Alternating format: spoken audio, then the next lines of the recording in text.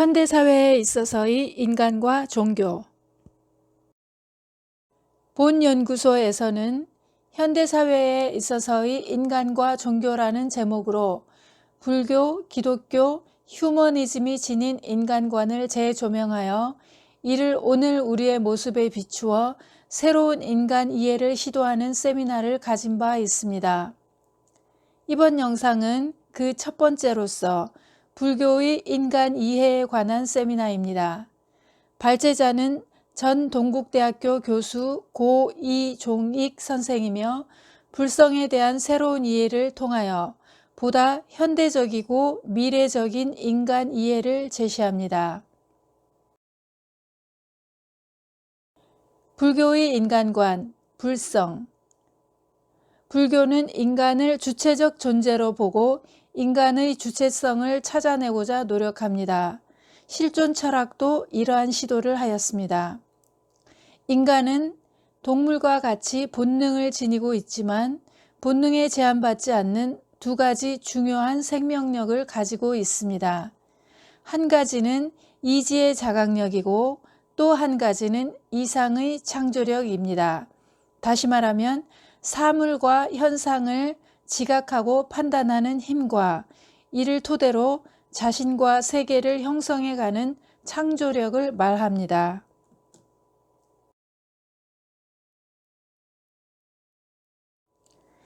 이 두 가지 생명력으로 인간은 높은 차원의 문화를 새롭게 만들고 나아가 자연을 넘어서 초자연적이고 초인간적인 이상세계를 창조해냅니다.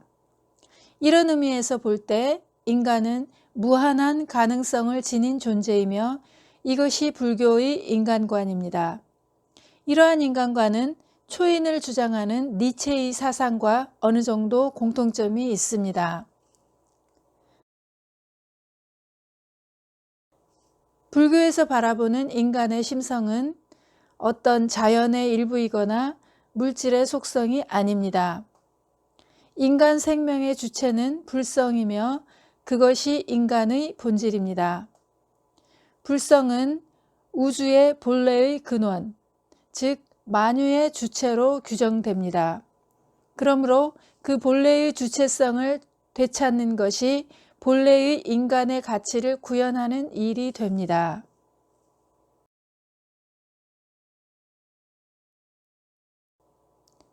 그러한 자아실현의 방법으로서 불교 이전의 브라만교에서는 범, 아가 일치하는 수련을 했는데 그것을 요가라고 하였습니다. 그러나 석가모니 붓다는 객관적 범과 주관적인 아조차 인정하지 않는 절대적인 무신, 무아론에 입각하여 초인, 초우주적인 우주아 실현에 주안점을 두었으며 이것이 불교의 근본 입장이라고 할 수 있습니다.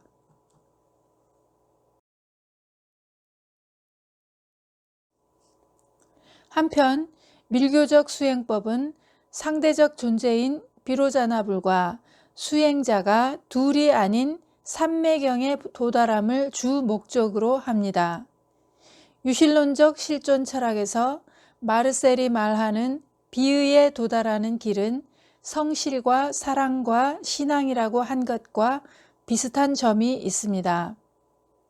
그러나 불교는 깨달음과 열반이라고 하는 진정한 자기 발견과 아울러 모든 사유경을 초월한 무아경에 도달하는 것을 궁극의 목표로 한다는 점에서 다른 종교나 철학과 그 성격을 달리합니다.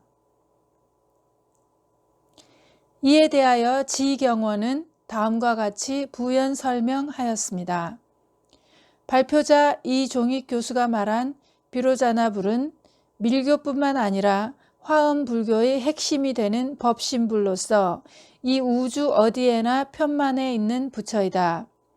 발표자는 붓다의 절대 무신론을 언급하면서도 유신론적인 관점에서 수행하는 불교의 유파도 있다고 설명한다. 이러한 불교의 신관념과 관련하여 비교 종교학자 브랜드는 다음과 같이 말한다. 불교는 종종 무신론적인 것으로서 기술되어 왔다. 상세한 한정이 없는 이러한 평가는 오해를 불러일으킬 소지가 있다. 왜냐하면 이러한 평가는 신이 무엇인가에 관한 무언의 가정에 의존해 있기 때문이다. 불교의 본질적인 성격이 규정될 수 있는 한에서 말한다면 그것은 우주의 창조자인 신관념과는 무관한 종교라고 할 수도 있을 것이다. 붓다는 사람들로 하여금 이 세계가 실제이며 또한 실제로 둘러싸여 있다는 생각으로부터 해방시키려고 하였다. 그러나 불교도의 열반관념은 진리, 실제, 선 혹은 불사, 불변, 불성이라는 형용사로 기술되고 있기 때문에 그것이 신의 본질을 이루고 있다고 생각하는 것도 일리가 있는 것이다. 그 통속적 형태상 불교는 두 가지 점에서 유신론적이다. 즉, 붓다 자신의 신격화와 붓다의 성격을 가진 본초불이나 아미타불, 그리고 관세음과 같은 보살도 신격화되고 예배되었다. 특히 불교도에게 있어서 후자와 같은 신관념에서 중요한 것은 구원론적 의의이다.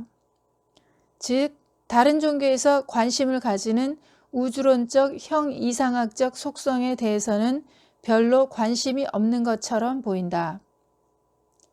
그래서 불교를 무신론이 아니라 애초에 신의 존재를 설정하지 않는 비신론적 종교라고 말하기도 한다.